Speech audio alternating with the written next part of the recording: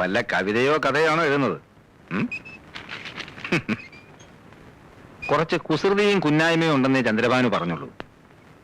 എഴുതുന്ന അസുഖമുണ്ടെന്ന് ഭാനു പറഞ്ഞില്ലല്ലോ. ഞാൻ അതൊന്നും അല്ല എഴുതിയത്. മറ്റുള്ളവരെ ചിരിപ്പിക്കാൻ മഹാവിരുദാണെന്നാ കേട്ടത്. എന്നിട്ട് പാടുപെട്ട് ഞാനൊരു തമാശ പറഞ്ഞിട്ട് ആദ്യം അത് സീരിയസ് ആയിട്ട് എടുത്ത് പറഞ്ഞല്ലോ. കോടതിയിലെങ്ങാനമാണിത് പൊട്ടിച്ചിരുന്നെങ്കിൽ ഇപ്പൊ കൂട്ടച്ചിരി വരുന്നേനെ.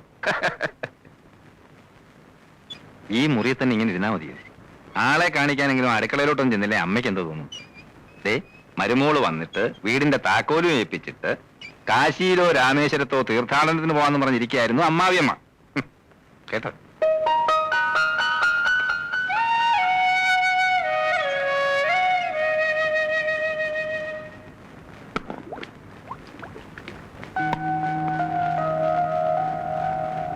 അടുക്കള കാര്യങ്ങളിൽ അമ്മയെ സഹായിച്ചിരുന്നത് അനിയത്തിയാണെന്ന് ഞാൻ അറിഞ്ഞു. അതുകൊണ്ടാ അടുക്കള കയറാനൊരു മടി. സാരമില്ല, അമ്മ എല്ലാം പഠിപ്പിച്ചു തരാം. ഇതാ മേശപ്പുറത്തോട്ട് വയ്ക്ക്. അമ്മയ്ക്ക് ചെയ്യാൻ വയ്യാഞ്ഞിട്ടല്ല, ഭാര്യമാര് വെച്ചു വിളമ്പുന്നത് കഴിക്കാനാ ഭർത്താക്കന്മാർക്ക് ഇഷ്ടം.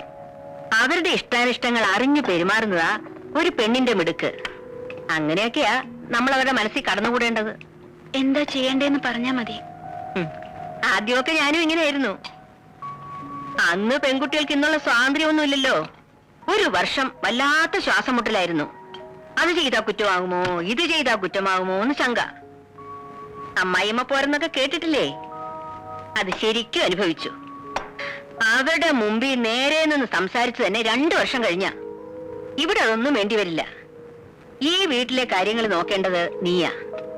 പിന്നെ ഭർത്താവിന്റെ അമ്മയാണെന്നുള്ള ഒരു സ്ഥാനം മാത്രമേ എനിക്കുള്ളൂ.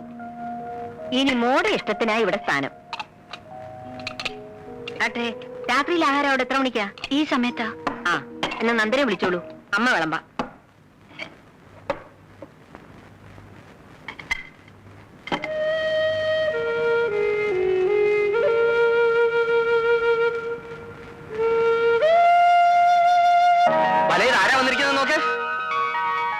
കാർമേഘം ഒഴിഞ്ഞ് ആകാശം തെളിഞ്ഞു തോന്നല്ലോ. വരൂ വരൂ, അകത്തേക്ക് വരൂ. വാ. നമസ്കാരം. വരൂ, അകത്തോട്ടിരിക്കാം. ഇരിക്കേ. ഞങ്ങൾ ഇന്നലെ അങ്ങോട്ട് വരുന്ന കാര്യത്തിനെ കുറിച്ച് സംസാരിച്ചതേ ഉള്ളൂ. ആര് സംസാരിച്ചു? ചേട്ടൻ. ഓ, ഞാനങ്ങ് മറന്നുപോയി. അപ്പൊ ചേട്ടൻ പറഞ്ഞു നിങ്ങൾ ഇങ്ങോട്ട് വന്നിട്ട് പിന്നെ ഞങ്ങൾ അങ്ങോട്ട് വന്നാ മതിയെന്ന്. അല്ലല്ല, നമ്മൾ അങ്ങോട്ട് എന്നിട്ട് അവർ ഇങ്ങോട്ട് വന്നാ മതി. അത് തന്നെയാണ് ഞാനും പറഞ്ഞത്. ഇങ്ങേരുടെ ഒരു മുടിഞ്ഞ മറവി. ഒരു കുറ്റമാണോ? ഏതായാലും ഞങ്ങളുടെ കടം തീർന്നല്ലോ. ഇനി നിങ്ങൾക്ക് അങ്ങോട്ട് വരാമല്ലോ. പിന്നെന്താ, അങ്ങോട്ടോ ഇങ്ങോട്ടോ ഒന്ന് ഇറങ്ങാൻ പരിചയക്കാരുടെ വീടില്ലാതെ ശ്വാസം മുട്ടി ഇരിക്കുകയായിരുന്നു ഞാനും ചേട്ടനും. അല്ലേ ഏട്ടാ? വല ചിലക്കാണ്ടിരി, ഇവർക്കും എന്തെങ്കിലും പറയാനുണ്ടാവും. വലേ? അതെ, വസന്ത കോകില. നീളം കുറച്ച് വല തുടങ്ങിയ പിന്നെ ചീഫ് മിനിസ്റ്റർ വണ്ടി പോലെ നിർത്താൻ പാടാ. ഭയങ്കര തമാശക്കാരനാ. അതുകൊണ്ട് എനിക്കിവിടെ ബോറടിയില്ല. മിസ്സസ് നന്ദകുമാർ എന്താ ഒന്നും മിണ്ടായിരിക്കുന്നേ? അതിന് നീ ഒരു ഗ്യാപ്പ് കൊടുത്തിട്ട് വേണ്ടേ? ആതിരെ ഇതുപോലെ കൂടുതൽ സംസാരിക്കുന്ന കൂട്ടത്തിലല്ല. പിന്നെ എല്ലാരുമായിട്ടും പരിചയമായി വരുന്നല്ലേ ഉള്ളൂ. അയ്യോ, ഹണിമൂൺ ട്രിപ്പ് ഒന്ന് പ്ലാൻ ചെയ്തില്ലേ? ഈ തൊട്ടാവാടിയെ വേറൊരു സ്ഥലത്തുനിന്ന് പറിച്ചു നട്ടല്ലേ, അതിന്റെ വാട്ടം ഒന്ന് മാറിയിട്ട് പോവാന്ന് വെച്ചു. അറിയാ, ഒരു മാസത്തെ വെക്കേഷൻ ഇപ്പൊ കോടതി അടയ്ക്കുമല്ലോ, അപ്പൊ ഒരു വിചാരണ പ്ലാൻ ചെയ്യണം. അയ്യോ, എന്നാ നമുക്കും കൂടെ ഒരു വിചാരണ പ്ലാൻ ചെയ്യാല്ലേട്ടാ? അയ്യോ വേണ്ട, വാദി പ്രതിയാവും. വന്നിട്ട് ഇത്രയും നേരമല്ലേ, ഇവർ കുടിക്കാൻ എന്തെങ്കിലും കൊടുത്തോ? അയ്യോ, ഞാൻ ഇപ്പൊ അത് ഓർത്തതേ ഉള്ളൂ. ചേട്ടൻ വന്ന് തേങ്ങ തെളിവിത്താ, ഞാൻ അവര് നനയ്ക്കാം. ചെല്ല് ചെല്ല്. ഇവരിയ്ക്കുന്നെന്നും പറഞ്ഞ നാണിക്കൊന്നും വേണ്ട. വിവാഹ ജീവിതത്തിൽ ഭാര്യയ്ക്കും ഭർത്താവിനും തുല്യ സ്ഥാനമാ. അല്ലെന്ന് നന്ദേട്ടൻ പറയട്ടെ. തീർച്ചയായും. വന്നേ, നമുക്ക് അടുക്കളയപ്പോ. എന്തോ ഒരു വല്ലാത്ത മണം, കരിഞ്ഞ മണം വരുന്നല്ലോ. എന്റെ ഹൃദയം കരിഞ്ഞ മണമാണ്. ഇത് ഹൃദയമല്ല, തുണി കരിഞ്ഞ മണമാണെന്നാ തോന്നുന്നത്. അയ്യോ, എന്റെ ചുരിദാർ തേക്കാൻ വന്നിട്ട് പെട്ടി ഓഫ് ചെയ്തില്ലേ? അയ്യോ, ഞാൻ മറന്നുപോയി വല്ലേ. എനിക്ക് വയ്യ ഇയാളെ ഒരു മറവി. സാധാരണ എല്ലായിടത്തും ഭാര്യയാണ് ഭർത്താവിന് ഇസ്തിരി ഇട്ട് കൊടുക്കുന്നത്. ഇവിടെ നേരെ തിരിച്ച. ഒരു ചുരിദാറിന് പകരം നിലയ്ക്കാൻ 9 ചുരിദാർ മേടിച്ചു തരാൻ പോലെ ഒരു സുബേദാരം കൊണ്ടുതരാം അലക്കാൻ. നമ്മുടെ കല്യാണം കഴിഞ്ഞ് 3 ദിവസം കഴിഞ്ഞായിരുന്നില്ല ഇവരുടെ കല്യാണം. എന്നിട്ടും അവർ തമ്മിലുള്ള അടുപ്പം കണ്ടില്ലേ? പാചക കാര്യത്തിൽ എന്റെ ഹെൽപ്പ് എന്തെങ്കിലും വേണമെങ്കിൽ പറയാൻ മടിക്കണ്ട, ഞാൻ വന്നിരിക്കും. ഓക്കെ? അതൊന്നും വേണ്ട. ആണുങ്ങൾ അടുക്കള കയറുന്ന എനിക്കിഷ്ടമല്ല. ഞാൻ വെക്കുന്നത് കുറ്റം പറയാതെ കഴിച്ചാ മതി.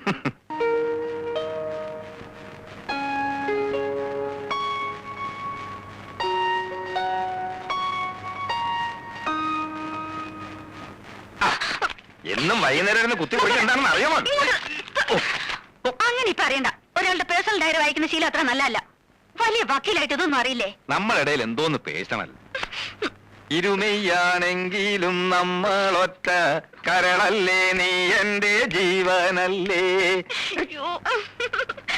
അത് വേ ഇതറേ, അതുകൊണ്ട് ഇപ്പൊ ഇങ്ങോട്ട് കൈ കടത്തണ്ട. അപ്പോ പിന്നെ എപ്പോ കൈ കടത്താം? പറയാം. ഓ, ഒരു മുതുമുത്തശ്ശനായി പല്ലയൊക്കെ കൊഴിഞ്ഞ് വടിയും പിടിച്ചു നടക്കുന്ന ഒരു വയസ്സനായി നന്ദേട്ടൻ ഏതെങ്കിലും മൂലയ്ക്ക് കുത്തിയിരിക്കുമ്പോ ഞാൻ അടുത്തു വരാം. അന്ന് നമുക്ക് ഒരുമിച്ചിരുന്ന് ഈ ഡയറി വായിക്കാം. മറക്കണമെന്ന് കരുതിയതും ഓർമ്മിക്കാൻ പാടില്ലാത്തതുമായ പലതും ഇതിലുണ്ടാവും. അന്ന് കിട്ടുന്ന ആ സുഖം ഇന്നിത് വായിച്ച പിന്നെ കിട്ടിയെന്ന് വരില്ല.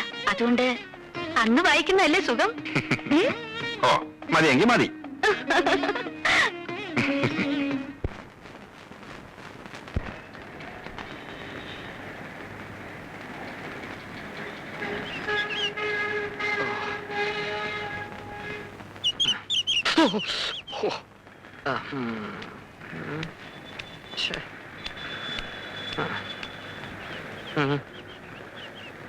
ശിവശങ്കരൻ ചേട്ടൻ, അയ്യോ ഞാൻ മറന്നുപോയി. അല്ല, ഉണ്ണിത്താനെന്താ ഇവിടെ?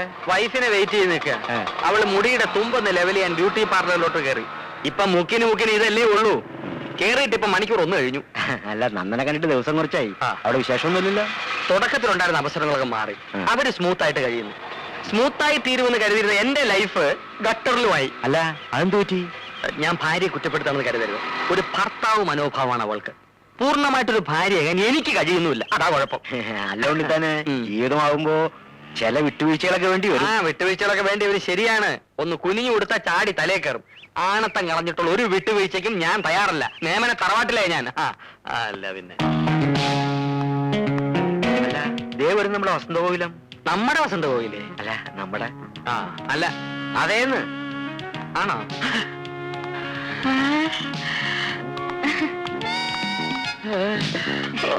നമുക്ക് പോകാൻ ചേട്ടാ. നിന്റെ മുടി എന്തേടി?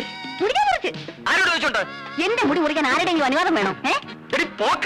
റോഡാണ് മോശമല്ലേ? പിന്നെ നിനക്ക് മുട്ടറ്റ മുടി ഉണ്ടായിരുന്നോണ്ടാണ് ഞാൻ നിന്നെ കല്യാണം കഴിച്ചത്. അജാന് ബാഹു, അത് നിനക്കറിയോ? ഓ, അപ്പൊ ഉണ്ണിയായിട്ട് എന്റെ മുടിയാണ് ഇഷ്ടപ്പെട്ടത്, എന്നെ അല്ലല്ലേ?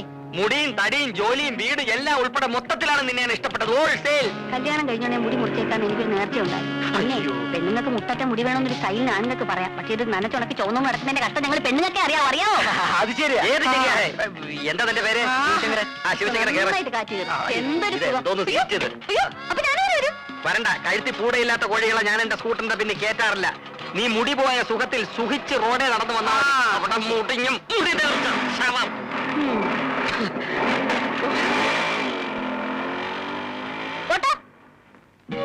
സത്യം പറഞ്ഞാൽ ഒരു വിവാഹ ജീവിതത്തെ കുറിച്ച് ആലോചിക്കുമ്പോ എനിക്ക് ആശങ്കയുണ്ടായിരുന്നു. എന്താ ആശങ്ക? കാലം തെറ്റിയുള്ള വിവാഹമാവുമ്പോ വല്ല പ്രേമനിരാശവും പിടിപെട്ട് കെട്ടുപ്രായവും കഴിഞ്ഞു നിൽക്കുന്ന പെണ്ണിനെ കെട്ടേണ്ടി വരുമോ എന്നുള്ള ആശങ്ക. ഇപ്പൊ ഉണ്ടോ? ഇല്ല. മറ്റൊരുവന്റെ ഓർമ്മകൾ മനസ്സിൽ സൂക്ഷിക്കാത്ത ഒരുവളെ ഭാര്യയായി കിട്ടുന്നത് മഹാഭാഗ്യമാണല്ലേ? എന്റെ മനസ്സിൽ മറ്റൊരുവന്റെ ഓർമ്മകളില്ലെന്ന് നന്ദേട്ടൻ എങ്ങനെ അറിയാം? ഉണ്ടോ? ദേ, നെഞ്ചിടിക്കുന്നുണ്ടല്ലേ? പേടിക്കണ്ട, എന്റെ മനസ്സിൽ അങ്ങനെ ഒരു കോന്തനും ഇല്ല. സത്യം? സത്യമായിട്ടല്ലേ വിശ്വാസാവൂ? വേണ്ട, എനിക്ക് വിശ്വാസം. നന്ദേട്ടനെ പോലെ ഒരു ഭർത്താവിനെ കിട്ടിയ ഞാൻ എത്ര ഭാഗ്യവതിയാ. തുറന്നു പറയണം, ആതിരയുടെ ഇഷ്ടവും ഇഷ്ടക്കേടും മനസ്സിലാക്കാൻ എനിക്ക് കഴിയുന്നുണ്ടോ? ഇല്ല. കല്യാണം കഴിഞ്ഞിട്ട് മാസം 3 ആയില്ലേ? എന്നെ ഇതുവരെ നന്ദേട്ടൻ കോടതിയിലൊന്ന് കൊണ്ടുപോയോ? അഡ്വക്കേറ്റ് നന്ദകുമാർ കോടതിയിൽ ഷൈൻ ചെയ്യുന്ന കാണാൻ അദ്ദേഹത്തിന്റെ ഭാര്യയ്ക്ക് കൊതി കാണില്ലേ? അത്രേ ഉള്ളൂ. നല്ലൊരു കേസ് വരട്ടെ, അപ്പൊ കൊണ്ടുപോവാം. അപ്പൊ ഇപ്പൊ വക്കീലിന് കേസൊന്നും ഇല്ലേ? അയ്യോ, ഇപ്പൊ ഉള്ളത് മോഷണം, പിടിച്ചുപറി, അതിർത്തി തർക്കം, ഇതൊക്കെയാ. ഗായത്രി മേനോൻ കൊലക്കേസിന്റെ വാദം തുടങ്ങട്ടെ, അപ്പൊ കൊണ്ടുപോവാം. മണി 12. തൽക്കാലം കേസ് കിട്ടഴിക്കണ്ട. ബെഡ്റൂം അതിനുള്ളതല്ല കേട്ടാ.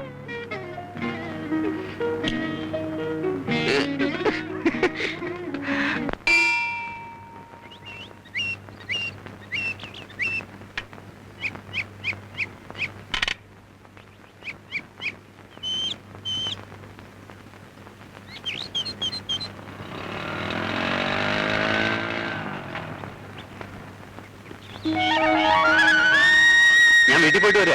അമ്മ പറഞ്ഞു നിങ്ങൾ ഇങ്ങോട്ട് പോന്നിട്ടുണ്ടെന്ന്. വക്കീലെന്തി വഴി തള്ളിട്ട് പോയ? അങ്ങനെ വഴി തള്ളിട്ട് പോകുന്ന വക്കീലല്ല. ഇവിടെ അടുത്തൊരു കൂട്ടുകാരന്റെ വീട്ടിൽ പോയതാ. ഇപ്പൊ എത്തും. എത്തിയല്ലോ. ഹായ്. എന്റെ അമ്മോ ഭയങ്കര ആയുസാ, തല്ലി കൊന്നാലും ചാവൂല. ആ നന്ദേട്ടാ, നമുക്ക് ഓഫീസിലൊന്ന് കയറാം. എനിക്ക് മിസ്സിസ് ആതിര നന്ദകുമാറിന്റെ ചെറിയൊരു ഹെൽപ്പ് വേണം. പണ്ടാണെങ്കിൽ ആരോടും ചോദിക്കാതെ പറയാതെ വിളിച്ചോണ്ട് പോകാമായിരുന്നു. ഇനിയിപ്പോ അത് പറ്റില്ലല്ലോ. അതിനെന്താ, നമുക്ക് പോകാലോ അല്ലേ? വന്നോന്ന് ആതിര നന്ദകുമാറിന്റെ ഹെൽപ്പ് ഇല്ലാതെ പറ്റില്ല എന്നായിട്ടുണ്ടല്ലേ? ഇങ്ങോട്ട് മാ. ഇനി ഇപ്പൊ ഓസിനൊന്നും പറ്റില്ല. അത് ശരിയാ. ജോലി ചെയ്യണമെങ്കിലേ ന്യായമായിട്ടുള്ള പേയ്മെന്റ് തന്നെ വരേണ്ടി വരും. പേയ്മെന്റ് തന്നില്ലെങ്കിലും മൈൻഡ് അങ്ങ് പേ ചെയ്തേക്കാം. മതിയോ? നിങ്ങൾ വിട്ടോ, ഞാൻ ബൈക്ക് വന്നോളാം.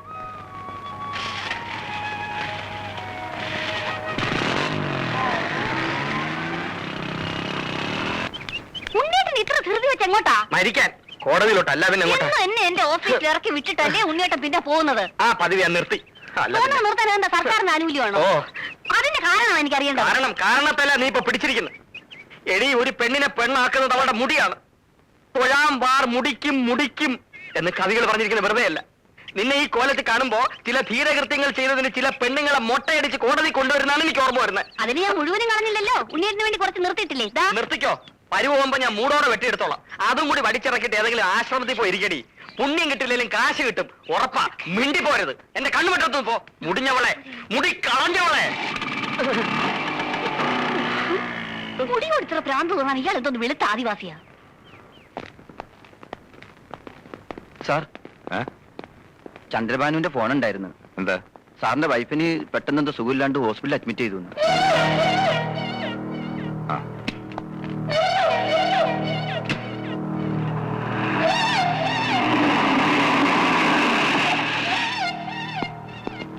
ആ, പേടിക്കാനൊന്നുമില്ല, ഒരു ചെറിയ തലയിറക്കം. Now she's okay. അഡ്വക്കേറ്റ് നന്ദകുമാറിന് ഒരു ജൂനിയർ ഉണ്ടാകാൻ പോകുന്നു. റിയലി? വെരിഷിനോ? അകത്തുണ്ട്, ചെല്. ഞാൻ ഈ മരുന്ന് വാങ്ങിച്ചിട്ട് പോരാ.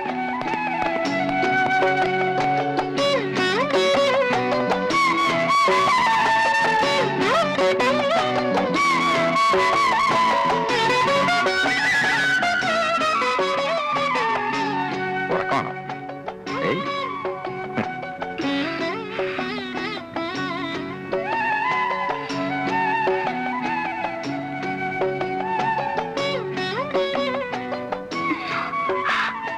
ഞാൻ കേട്ടത് നേരെ.